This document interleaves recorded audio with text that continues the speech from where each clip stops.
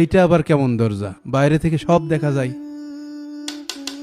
ওমা, ঢোকে কেমন করে? এই হোটেলের মালিক কোথায় ভাই? মালিক ওই যে চেয়ারে বসে আছে। আপনাকে অনেক ধন্যবাদ আমাকে এই গার্ডের চাকরিটা দেওয়ার জন্যে। স্যার, বাড়ি থেকে আসার সময় আপনার জন্য এই মিষ্টিটা নিয়ে আসলাম। আমাদের এলাকার বিখ্যাত মিষ্টি। তাই নাকি? আপনি আবার এগুলো করতে গেলেন কেন? স্যার, আমার ড্রেসটা যদি দিতেন আমি কাজটা শুরু করতাম। ও হ্যাঁ, তাই তো।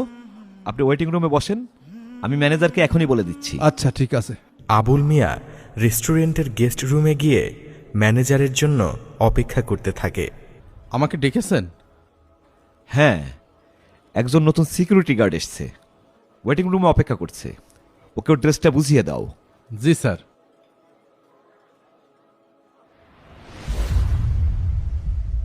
বাবা, রফিক বাবা, তুই এখানে? আরে আরে আরে বসো। কি করছো? এতদিন কোথায় ছিলি? আরে বসো দিন। ধের, আমাদের ভারী খোঁজও বিপদ নিস বললাম নে, তো। ফোন দিলি মুশকিল। ফোনও ধরিস নে। বাবা, তোর আরে দেখি কি আমাদের করছো কি? কত ভালো আহা, লাগছে। বসো। আরে কতদিন গায়ে হাত পর দিচ্ছ তোকে কি জন্য? দেখলাম। তুমি বসো। এই বসেন বসেন। চাচা, আপনার মাথা ঠিক আছে?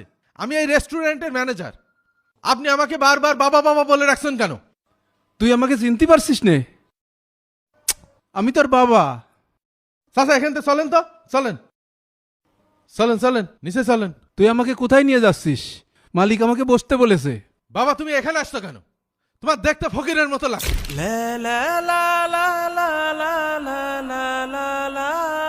আর সবার সামনে তুমি আমাকে বাপ বাপ বলে ডাকছো। তোমার জন্য আমার স্ট্যাটাস কত নিচু হয়ে গেছে জানো? স্ট্যাটাস আবার কি? তুই আমার ছেলে আর আমি তোর পরিচয় দেব না? এসব কি বলিস তুই? তোমার পরিচয় এখন আর আমার প্রয়োজন নেই। আমার কপালটাই খারাপ ছিল, যার কারণে তোমার মতন ফকিরের ঘরে আমি জন্ম নিয়েছিলাম। কি? আমি ফকির? তুই আমাকে এইভাবে বলতে পারলি বাবা? আমার কোনো চাহিদা তুমি পূরণ করতে পারোনি। আমি নিজে নিজে কষ্ট করে এই পর্যন্ত এসেছি। এখন বলো তুমি কি জন্য এসেছো? তুই তো আমাদের খাওয়ানোর ভয়ে তোর বউয়ের কথা মতো ঢাকায় চলে এসেছিস। আমার সংসার চালাতে কষ্ট হচ্ছিল, বাড়ি চাল নেই, বাজার করার মতো পয়সা নেই। তাই তো একটা কাজের জন্য আমি এখানে এসেছি। এই রেস্টুরেন্টের মালিক আমাকে একটা সিকিউরিটি গার্ডের চাকরি দিয়েছে। তুমি এই রেস্টুরেন্টে সিকিউরিটি গার্ডে চাকরি নিয়েছো? তুমি এখানে চাকরি নিলে আমার মান সম্মান বলে কিচ্ছু থাকবে না। তুমি এখনই গ্রামে চলে যাও। না, আমি যাব না। আমি এখানেই চাকরি করব। তুই তো তোর নিজের স্বার্থ দেখে গ্রাম ছেড়ে ঢাকা এসে রইছিস। কোনোদিন খোঁজ খবর নিয়েছিস আমরা বেঁচে আছি না মরে গেছি? আমি অনেক কষ্ট করে খোঁজাখুঁজি করে এই চাকরিটা পেয়েছি। এই চাকরি ছেড়ে আমি যাব না। আমার গ্রামে থেকে লাভ কি? তোমার জমি জমা সব মেয়েদের নামে লিখে দিয়েছো। এখন তোমার খোঁজ খবর আমি কি জন্য নেব?